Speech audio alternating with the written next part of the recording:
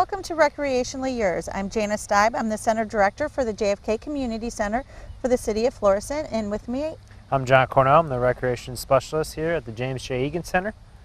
Well, John, we have a lot of things coming up, being that it's the fall. We're going to talk a little bit today about our annual 5K race for suicide prevention. Yes, yes. You're going to have an interview with Brendan Kane, who's in charge of our Ice Rink. Right. And then we have a lot of events coming up for this fall with Halloween and a lot of different things coming up. So we have a lot of information to give out, like we always do. Well, now we're going to go over to the Ice Rink, John, for your interview with Brendan Kane. All right, let's head over.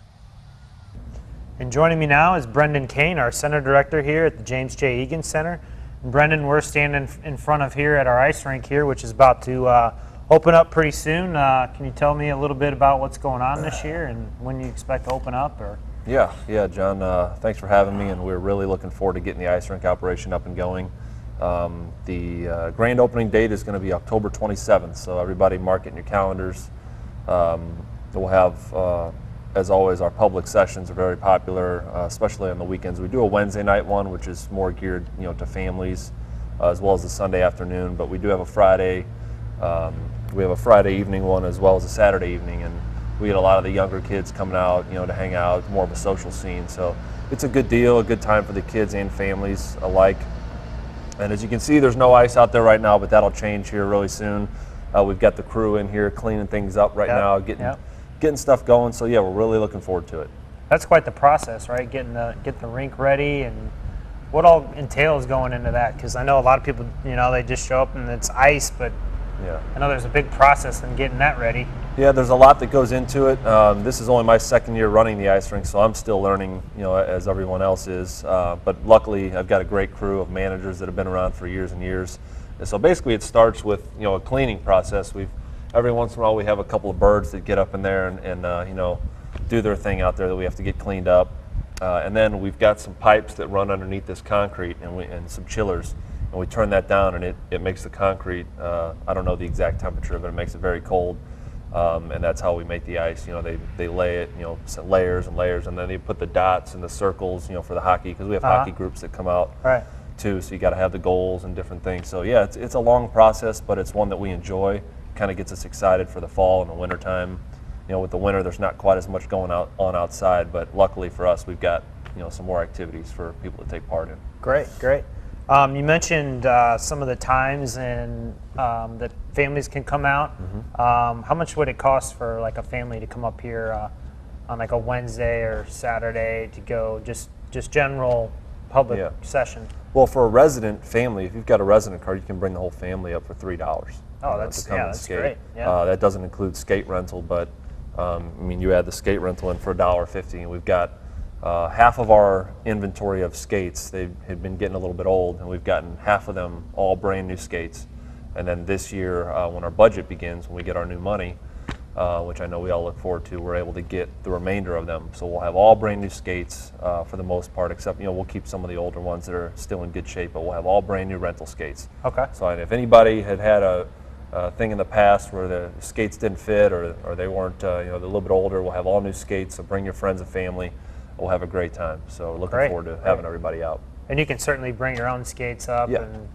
And do we sharpen skates? Yeah, we do sharpen skates. There's a fee for that. It's $4 to sharpen skates. So we just got some new sharpening blades and some different equipment for that to get it ready to go. So yeah, it's just that's another part of the process. And yeah, we'll be able to sharpen skates for anybody that's got their own. Well, great. We'll keep you posted on when we're going to open up the ice rink. It's kind of dependent on the weather. I know last year we had a little bit warmer weather, so we didn't open until I think around the beginning of November. But yeah. Okay, so Brendan, when we open up the ice rink, what are kind of some of the programs and special events that we have going on? Yeah, we do. Obviously I mentioned the public skate, which is popular, and the evening times are 7 to 9, then the afternoons 2 to 4. We'll have all that stuff posted on our website. It's www.florissantmo.com. We're in the process of updating all the times and dates and updated information right now. And then we've got this trusty brochure here as well. This is the new fall brochure that we have here at the centers, either the JFK or Egan Center, and you can pick them up here, and we've got it online as well. So, but some of the programs that we're excited about, one that's been going on for a long, long time is Learn to Skate. My son learned to skate there. A lot of friends and coworkers here have had their kids learn to skate here. The crew that we have working with the kids are great. Sam is our lead instructor on that. I know he's got younger siblings, so he's very good with the kids, and they make it fun for them. And they keep them serious, because if you're just goofing off, you're not really going to learn to skate, because it's not easy. Right. But they have fun. They're able to make it fun and work hard at it at the same time. So that's when we're really looking forward to starting. That's going to be December 26th, 27th, and then the 29th through the 31st. It's a five session deal. And then we do another one. It's every Saturday from January 3rd through the 31st, so every Saturday in January. So looking forward to that. And then resident appreciation skates are a big one. It's very popular. With a Florissant resident card, it's free, and you can also enjoy free popcorn and soda, so you can't beat that. Right, you know, you get great. to skate free and everything. And those are December 31st, January 19th, and February 16th. So 2 to 4 o'clock p.m. We get a lot of families out for that, so that's a great deal. And then finally, if I'm not taking too much of your time, I'm just so excited about the stuff going on here. I want to get it all out here. Stick and puck. We get a lot of guys come up, you know, hockey players that want to stay sharp, or people that used to play hockey, maybe some older guys, and girls too. You know, we have a girl here every once in a while that'll play hockey. And it's stick and puck. You bring your own puck. We just have the goals out there for you. You can just skate around, take shots. Goalies come in for free. And then the charge is $4 for residents, $5 for non-residents to come up and skate. It's 3:30 to 5 o'clock Mondays and Thursdays. Saturday is 11:30 to 1. And that's the Monday session is 15 years and under, and Thursday and Saturday is 16 and over. All right. So I'll be quiet now. I think I've gotten everything out that I needed to. Well, thank you, Brendan. I enjoyed hearing about all the cool things that we got going on in the ice rink. If you haven't came up and checked out the ice rink in a while, come on up, and stay tuned for more on Recreationally Yours. Welcome to the calendar segment. I'm Beth Ellis, Recreation Specialist with the City of Florissant over at the JFK Community Center. We've got a lot of great events coming up, a couple of them for Halloween, which, believe it or not, is not too far away from us right now. Another Halloween event that we have coming up is actually going to be on Halloween, which is a Friday this year, so that's nice. We got the weekend coming up right after it. So it'll be Friday, October 31st. We do this every year over at the James J. Egan Center in our gymnasium. We have games, we have candy, we have prizes. There'll be hot dogs provided as long as they're available. And this event is open to residents only, so make sure you bring your resident card, and it's for children 12 and under. That's going to start at 6 o'clock on Halloween, Friday, October 31st, over at our James J. Egan Center. It's a really great opportunity to either, stop by before you go out trick-or-treating, stop by after. It's a great event for the younger kids who maybe don't want to walk around the neighborhood. You come in the gymnasium, there's all kinds of games. We have a bounce house, which is really fun, and it's completely free to residents. So make sure you bring your resident card, bring your family, get dressed up, and come out to the James J. Egan Center on October 31st for some Halloween fun. Another thing we've got coming up is our winter break camp. This camp is, it's over winter break, so it starts Monday, December 22nd, goes through Friday, January 2nd. There is no camp on Christmas Eve, Christmas Day, New Year's Eve, or New Year's Day because of the holidays. We've got stuff going on or the building's closed, but otherwise it will be going on. It starts at 7:30 in the morning, goes through 5:30 in the evening, and that's over at our James J. Egan Center. This camp is kind of similar to our summer playground, so anybody who participates in our summer camp, this will be sort of a familiar format to you. And it's open to children ages 6 through 10. It fills up really fast, so I suggest you get in and get registered as soon as possible. We're going to be taking registration. Resident registration is going on now. Non-resident registration will be taken October 15th. Beginning October 15th, as long as we still have spaces available. So that'll be $60 for a resident child, per child, and $120 for a non-resident child. And like I said, this program fills up pretty quickly, so it's a great opportunity for the kids to have something to do over winter break. They go swimming, they go ice skating, they do crafts, make Christmas presents, things like that. This is only the second year we've done it, but last year was really successful. So I highly suggest you get your children enrolled in that program. It'll be a really good time. Last thing I just wanted to mention is our winter bird feeding for families out at the Nature Lodge. This will be a great event. This will cover the importance of feeding birds during the winter, and you'll even get to make a bird feeder. And that'll take place on Saturday, November 1st from 10:30 in the morning to 12 noon. We are taking registration for that right now. It's $5 for a resident and $8 for non-residents. So if that's something you'd be interested in, feel free to stop by either of our community centers and get yourselves registered for that. That'll be a great nature program out at our Nature Lodge. It's a beautiful building, beautiful park right there on the river over at Sunset Park. So that'll be a great opportunity to get outside and enjoy the beautiful weather that we're having. Again, that's November 1st. So make sure you get registered for that because they won't be doing registrations that day. As always, you can see all of our programs by picking up a brochure. I have one right here, my Fall 2014. We keep these in our buildings all the time, so feel free to stop by and pick one up. You can also visit our website at www.florissantmo.com. Click on the Recreation tab, and this brochure is up, as well as a lot of other information about our facilities and our hours and our programs. And then feel free to call either of our community centers and ask our staff about what we have going on. You can reach us at either 314-921-4466 or 314-921-4250. Now, before we rejoin Janice and John, we're going to take you out to St. Ferdinand Park for a little bit from this year's 6th annual Suicide Prevention Awareness Fundraiser that took place on Saturday, September 20th. Hi everybody, Mayor Schneider at St. Ferdinand Park at the Suicide Prevention Fundraiser that we're conducting here today on September 20th. This is Saturday. I'm here with Beth Ellis, our recreational specialist from JFK, and Amanda Fox from our Youth Advisory Commission. And Amanda started this effort to have a fundraiser and raise awareness of the problem of suicide, and it's a preventable problem. And I'm going to ask Amanda why she got started with this. Well, I got started, a friend of mine committed suicide when I was in high school, and I noticed that many people are affected by it. You look around, you know people that are affected by it, maybe not just in general, but anybody can be affected by it.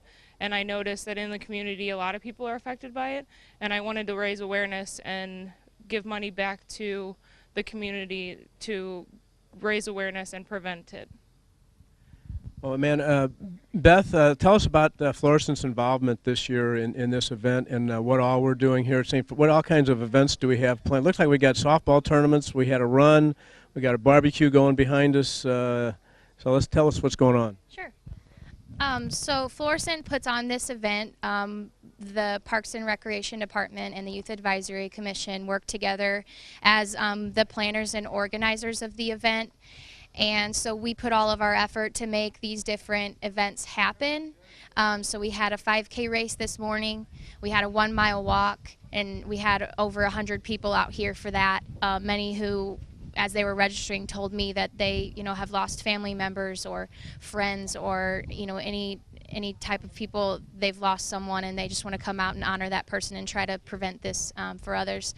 And we've got a softball tournament that takes place all day. We sell hot dogs, hamburgers, chips, and soda throughout the day.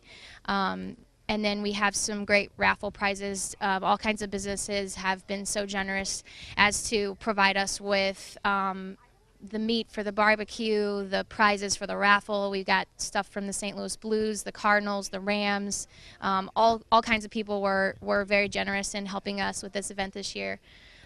So we put this on through the Parks and Recreation Department and the Youth Advisory Commission, and all of the money that we raise goes to the American Foundation for Suicide Prevention as a donation to help aid their efforts. Thanks, Beth. Florissant is a beautiful city, a beautiful place to live. But there's some individuals from time to time, certain things bother them.